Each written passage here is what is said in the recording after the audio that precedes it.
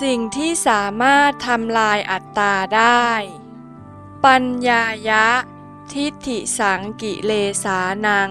วิโสทนังสมุจเฉทะวะเสนะปะหีนัง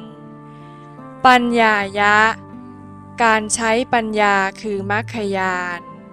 วิโสทนังชำระสะสางทิฏฐิสังกิเลสานังกิเลส10มีอัตตทิฏฐิเป็นต้นปะหีนังละให้ขาดไปได้สมุจเฉทะวะเสนะก็ด้วยการตัดให้ขาดบรรดากิเลส10ประการมีอัตตากับวิจิกิจฉาเป็นหัวหน้าเป็นรากแก้วอัตตากับวิจิกิจฉานี้จงใช้โสดาปัตติมัคคญาณทำการตัดให้ขาดสะบั้นลงไป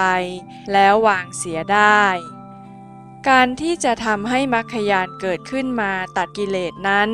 เครื่องมือที่ใช้ก็คือปัญญาสัมมาทิฏฐิกับปัญญาสัมมาสังกัปปะ